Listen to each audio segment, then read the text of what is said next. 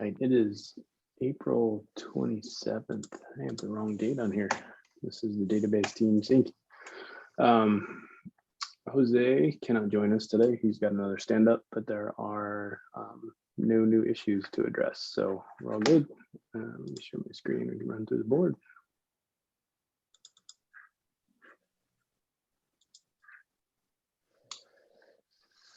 All right, starting with the closed items. Andreas, you get the first one.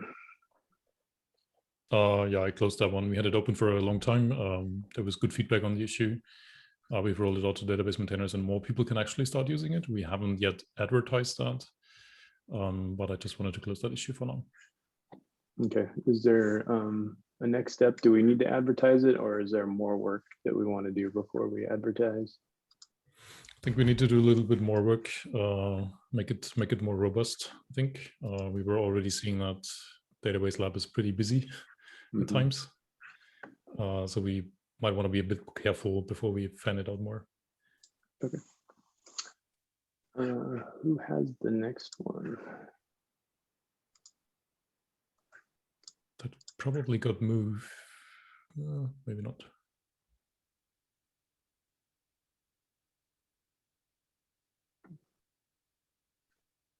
Oh, Giannis closed it.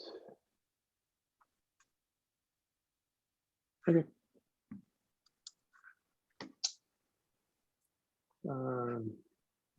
Andreas, are you closest to these? Yeah, we have a couple of those. Basically always talking about step one, adding new columns and syncing data. This is needed for a lot of tables, and that is one of them. And I think we are approaching nearly having shift migrations for most of the tables, I think, so not a lot is missing. So that's looking pretty good, I think.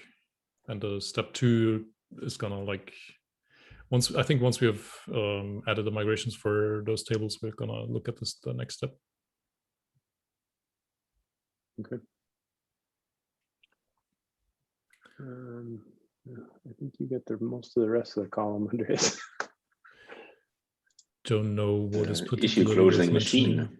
Yeah. Yeah.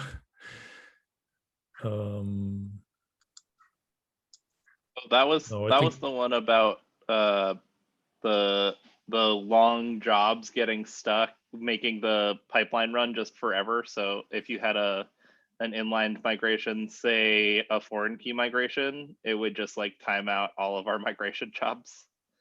Yeah, exactly. I think the reason is that we basically want development environments to run data migrations conveniently, so they don't need to care about that at all. They just run database migrations, but we don't want to do that in production. And now we stop doing that in testing because of this, because the data migration can take a long time. We still have it in development for now. Eventually, that might even go away and we make it more explicit so that you basically run database migrations. And you also have a way to execute pending data migrations separately from that. But right now it's still there for development. Hey, Heinrich, thanks for joining in the middle of your night. Hello. I think this one just got closed, right? Check track migration metrics to inform parameter changes. Yeah, we had a couple of iterations on the metrics. So I'm hopeful that we have now finished adding the metrics for background migrations. And we can actually work on a dashboard so that we have a indicator for progress and also have a better way to look at the run times, query timings, and that stuff. So that should be finished. Okay. Probably don't need to run through the next two unless there's anything interesting to cover there. And Cross finished up supporting multiple columns in a single migration. That's awesome. That was great. That was unblocking us to ship those migrations for a lot of tables, including CI builds, which needed the multi-columns support. Yep, that's fantastic. All right, on to staging. That you can actually push that to closed. That has been deployed. So we basically swapped webhook logs we're now using the partition table. There is still triggers in place so that we still maintain the non-partition table. So the last step is we can then drop the non-partition table at some point. There was an incident coming from that, I think last night when that got deployed regarding the Postgres exporter. So when we swap tables, we basically rename tables. And for GitLab COM, and especially for Postgres exporter, we do have separate Postgres users and permissions on tables they need to access, but we don't manage those explicitly somewhere. So this is basically being set up manually. And when you swap a table, you're not like getting the same permissions as you had before, and that's where it caused Postgres exporter to stop working. And they needed to re-add the permissions on that table. Okay. So easily fixable incident, but an incident nonetheless, it sounds like. Yeah, but still like difficult to know from a codebase perspective, because we have no way of knowing about this. We don't manage Postgres users in the codebase. We don't have Postgres exporter installed in this way. So that is a GitLab COM specific kind of problem. Okay. All right. On to in review. Still the Andreas show. You get the top of the column. Should we run through all of these? If there's anything interesting to cover.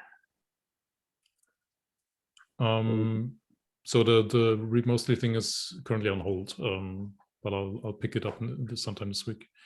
And the interesting one of these is this one, where we basically try to do what we've done manually, try to do that automatically, so that we take advantage of weekends for low traffic times. Still on very early like implementation, and we will have to see how that works. Yeah, I was just reading through that MR. It's very cool. Yeah, those are probably not interesting. Adding new columns. Giannis did ask for a review of his time decay blueprint. He sent that out yesterday, so I think he copied most of us on that. So when you have time, comment on that. In dev, Heinrich, the first one. Yeah, the second one is actually in review. Forgot to move it. But yeah, that one. Okay.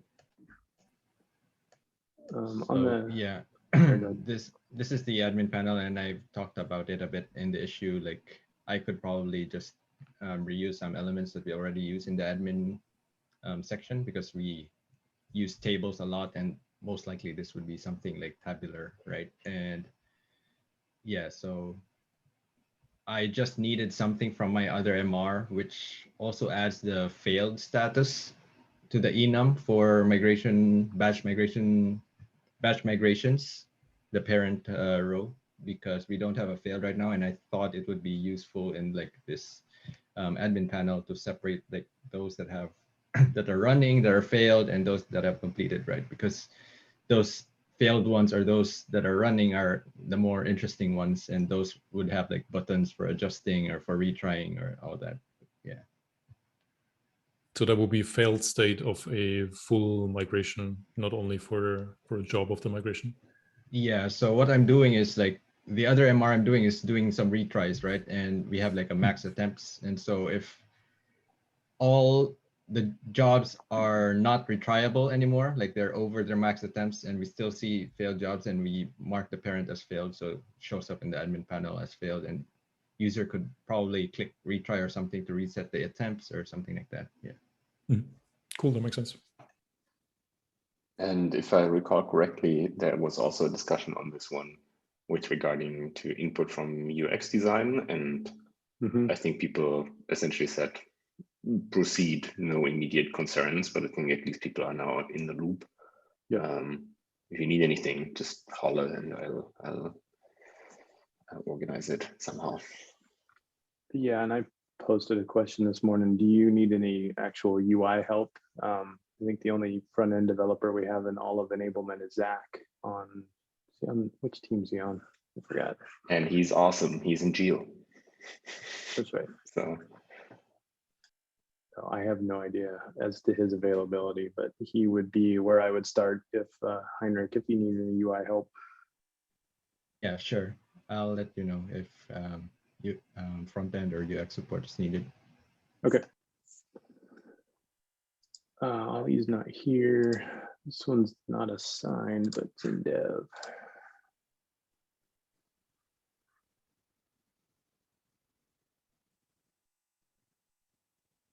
Anybody know? No, Pat looked at it last. Anybody know the You latest can on assign this it to one? me if you want. Okay.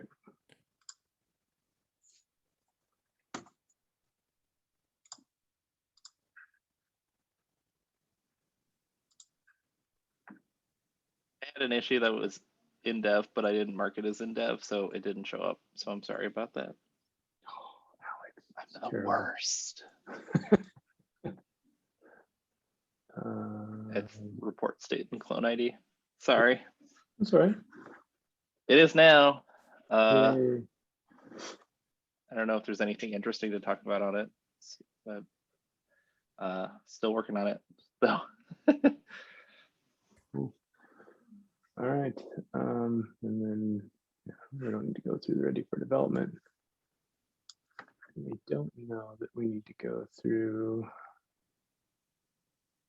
triage board, although typically it's Giannis looking at that. I'll take a look at it later. Then I put a note about the migration framework beyond maintainers, so I will follow up on that one. Async. That's it. We had a very short agenda for today. Is there any other topics folks wanted to cover today, or anybody need to talk about something they're working on?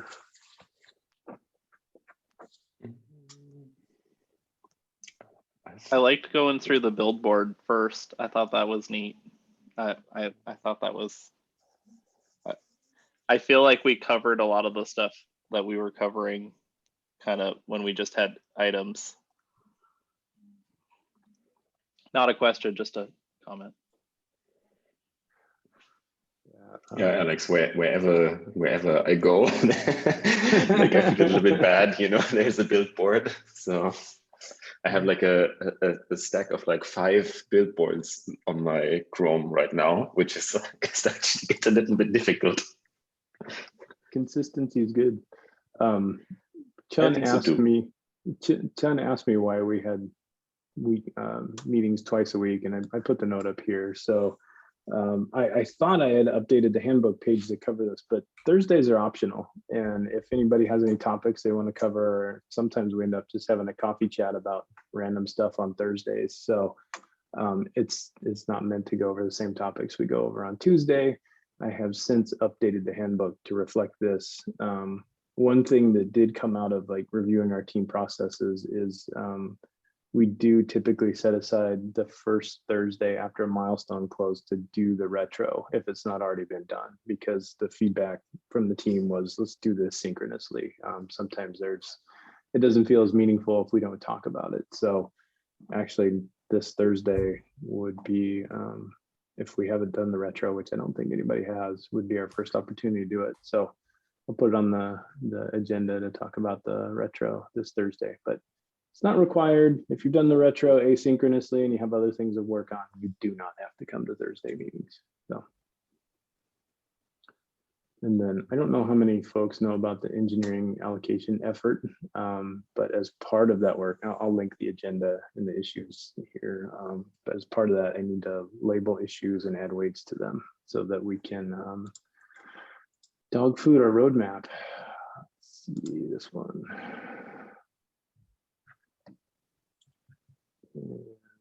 Good times with the roadmap. Sometimes things just don't show up. Oh, that's right. They embedded it. There it is. The roadmap view is not my friend. Yeah, it's ugly. So the weight gives us the percent complete. Sorry, trying to show. As you can see, the 49% there, and then the label just makes it so we can utilize this roadmap board.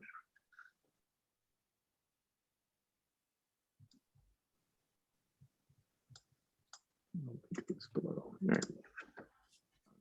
You added a topic below testing pipeline.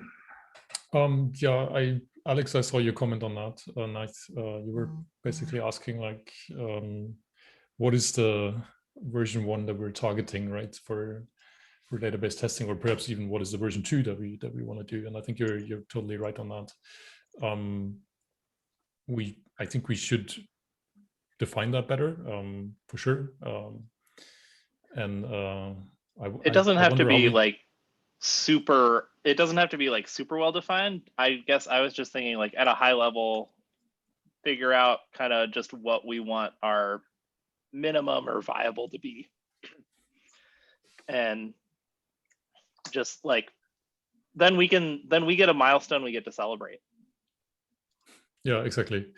I wonder like how we do it. And Fabian, is that something that you're also interested in helping us with? Yes. I mean, so I can tell you from my experience how I usually do it, and I've not spent time on this here yet.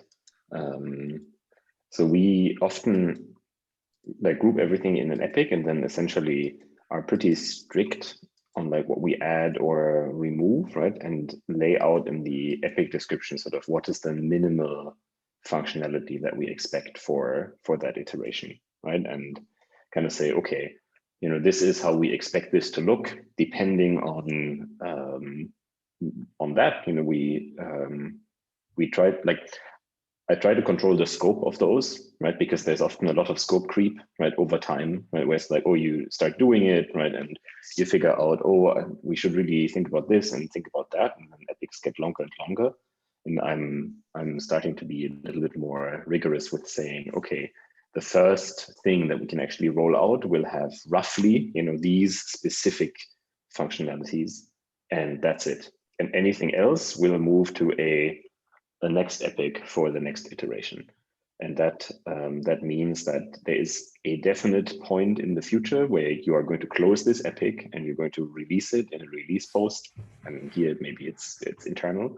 And then you get to celebrate and you move on to the next iteration. Depending on how large these things are, right, it may contain several sub epics that you can also close, right?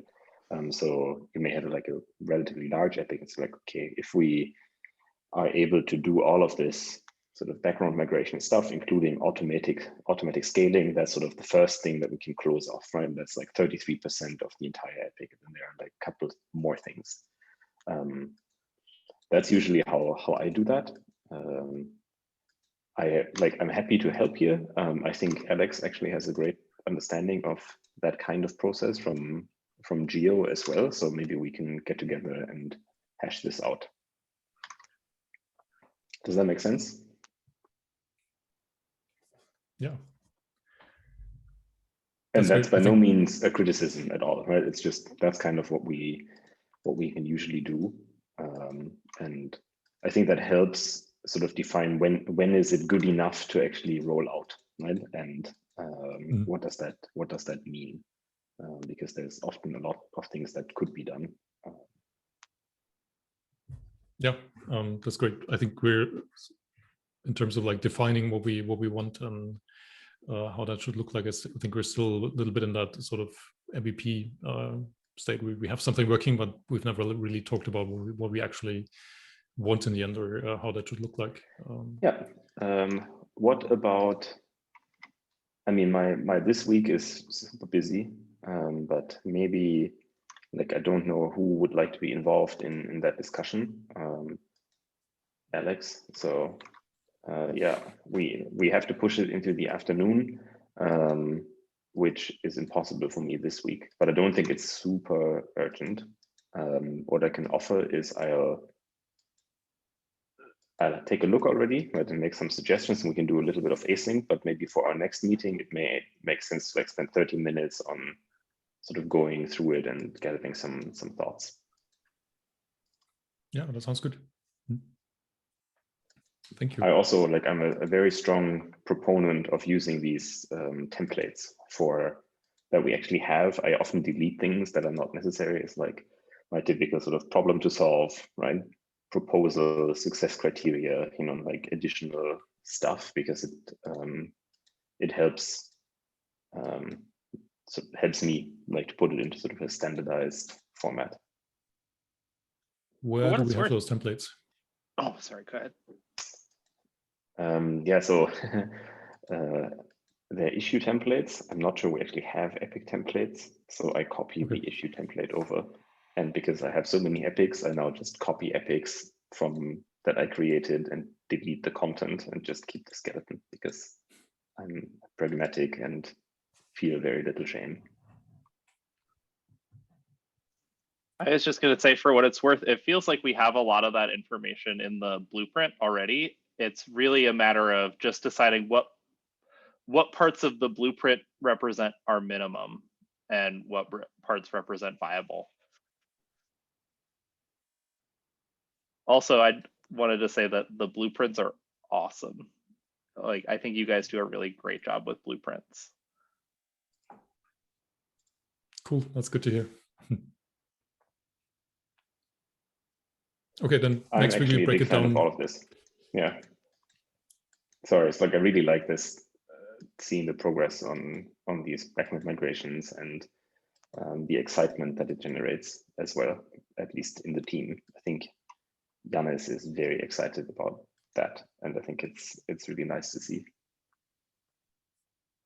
It's also going quite well, I think, better than we anticipated. I think so. That's good.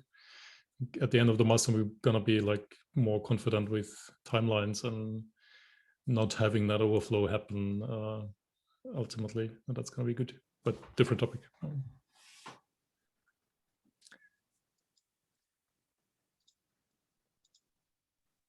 I mean, hey, who doesn't love some integer overflow?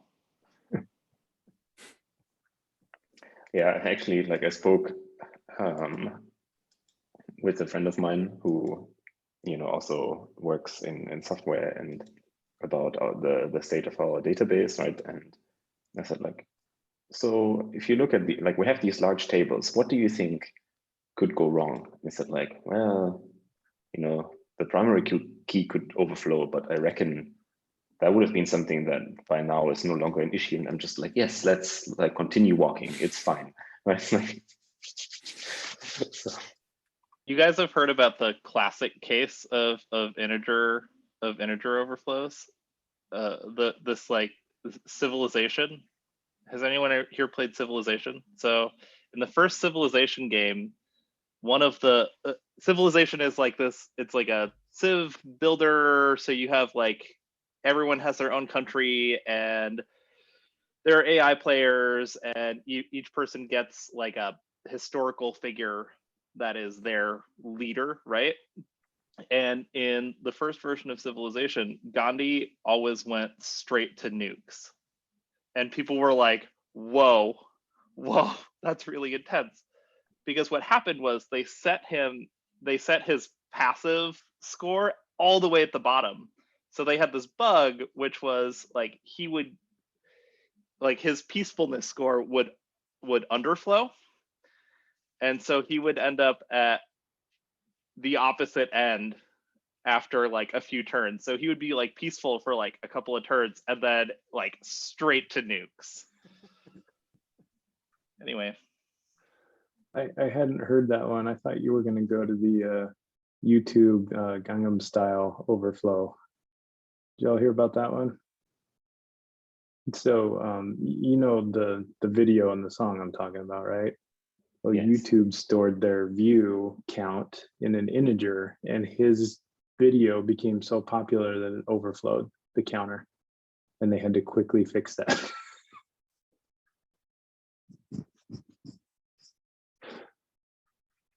All right. Yeah.